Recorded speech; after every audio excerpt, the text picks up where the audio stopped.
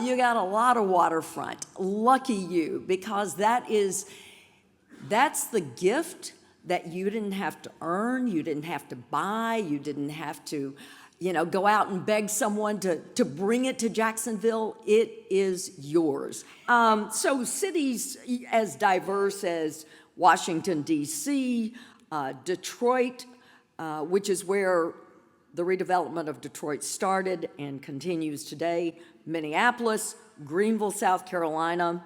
Yes, everybody's going, yeah, Greenville. They've all made these major transformations with water and waterfronts as the catalyst. So we know this works. This is not a dream. We're not guessing, we're not hoping. Water works, and you've got plenty of it to make it work. I am not on cathedral time because I'm old, and I want to plant a tree, and I want that next generation to see that tree, but I want to see something now. And I hope you do too, because if you don't feel urgent about something, it won't get done.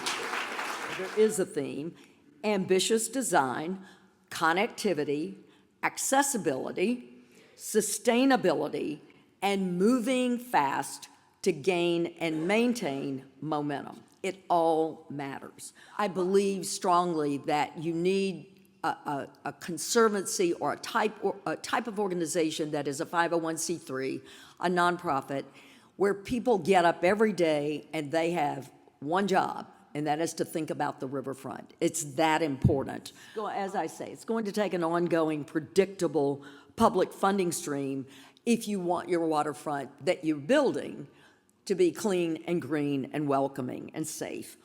It's also going to require an elevated focus. Again, people get up every day thinking about this, and they're clearly accountable for its performance.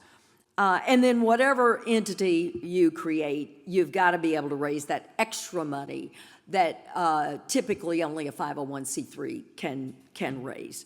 And the organization that manages the riverfront has to be able to bear, sort of run interference for the politicians and bear the brunt of the vitriol and the knee-jerk reactions that social media thrives on. It must be able to hold a vision and pursue a strategy that runs longer than political cycles. 57% say they met someone new in the park is deceptively important, because if you can get people across the income spectrum to occupy the same space at the same time, not an easy task, and when occupying the space together, they expand their networks and meet someone new, which we're showing they do, there is the possibility of new economic opportunity for people with low incomes in distressed communities.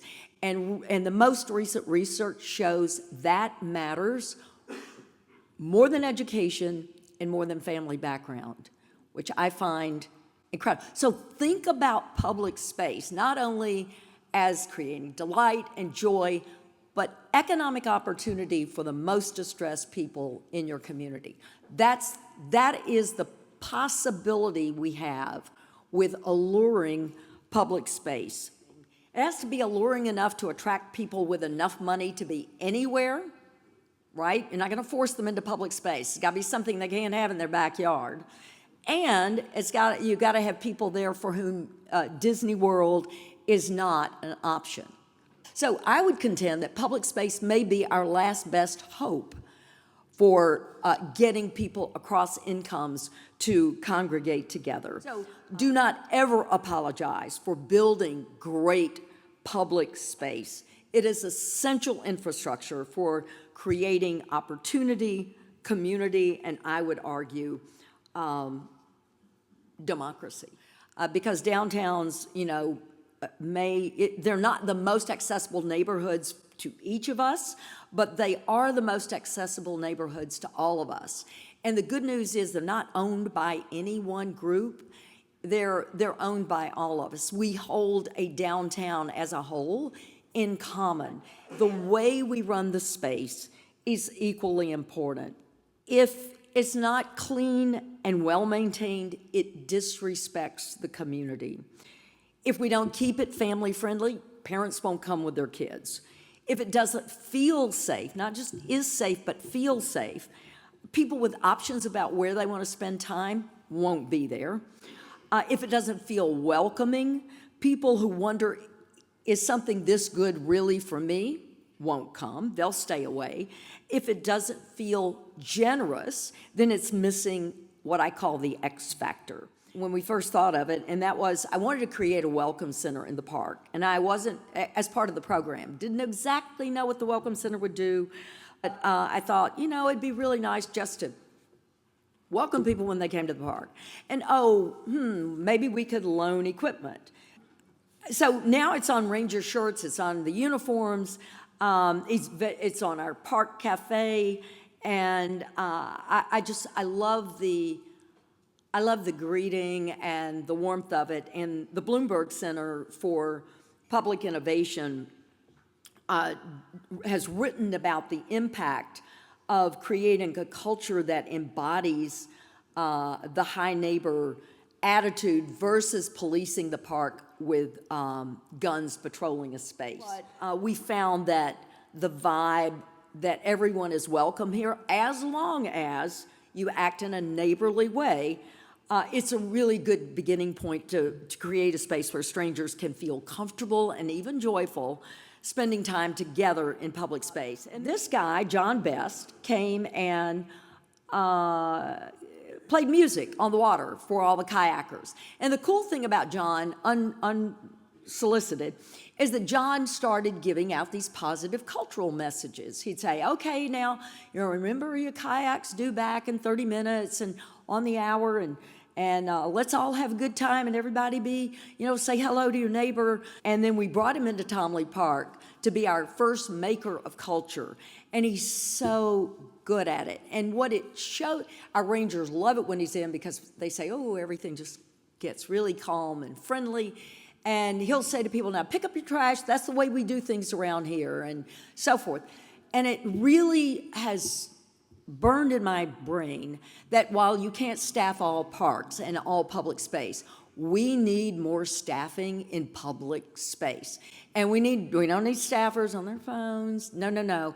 I'm saying staffers who are greeting people, who understand they are the host of the party, and I think that matters. We do things that would make our forebears think us magicians. I love that line. So your job and my job is to be the magicians our cities need, to be ambitious, to challenge the naysayers, to bring our cities to life in a way where everyone feels included and everyone participates, not because they have to or it's the right thing to do, but because they want to.